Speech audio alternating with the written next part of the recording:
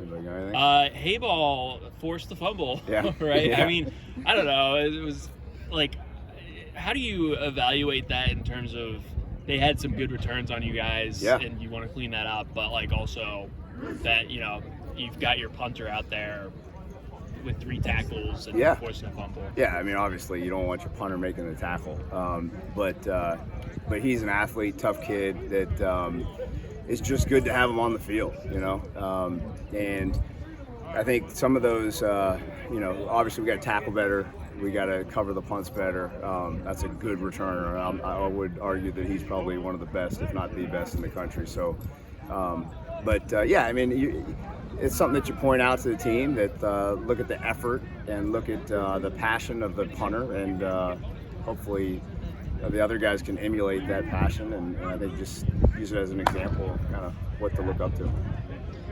What do you feel about the involvement of your tight ends in the passing game? I know they've done pretty well as blockers, and you have other guys who can catch passes, which is probably going to decrease their share. But do you feel like they should be more involved in the passing game, less? Or are you kind of happy with where it is? Yeah, no, I'm happy with where it is. I mean, obviously, I think from my perspective, my job is to make sure when the ball comes their way, they're making the play. Eliminating drops, creating separation. So those are things that we can get better on for sure. But in terms of the scheme, Coach Lynch does an awesome job, and the offensive staff of taking what the defense is going to give you. I mean, oftentimes it might be a play that we think is designed where the tight end might be the first read, but they change the coverage at the last second, and the ball is going to be delivered to a different receiver. So I think the defense sometimes dictates where the ball goes more so than even the offensive calls.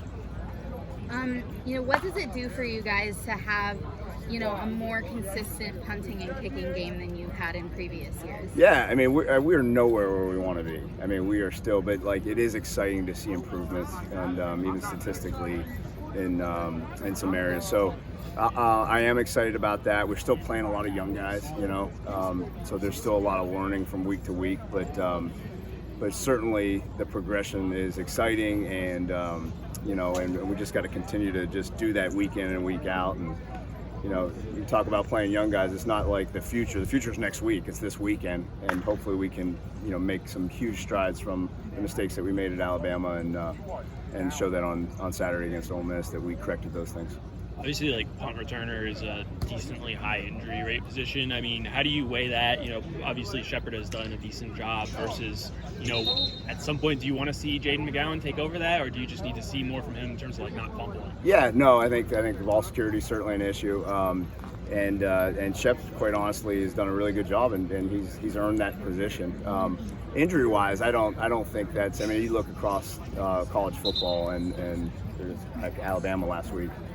They've got their starting tailback at kick returner and their starting corner at punt returner. So you're going to put the best players out there, and oftentimes those plays can be opportunities to make something happen. So if you got one of your better guys that making people miss, could be a situation to take advantage of the opponent. Cole Spence hasn't played yet. I know Yep. you've got up to 4 games you can play him. Has that been a goal or a conversation? Yeah, for sure. I mean, you're going to see him at some point in the next couple of weeks. And we've got a pretty tight plan on what we want to do with him.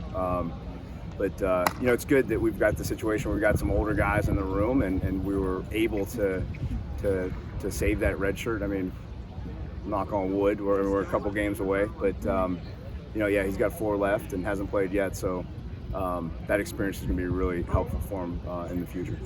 Mel Kiper actually has Matt as his number 5 punter in the class. How gratifying is that for you, and did you kind of expect with him coming in here that he would have that capability? Yeah, no, I'm surprised that didn't. That's the first time I heard that. Surprised and not surprised, I guess. He and he's got another year, so we're hoping he comes back, but we'll see, and he'll do what's best for him and his family. But that's exciting. Awesome. Thank you. Thanks, guys. Appreciate it.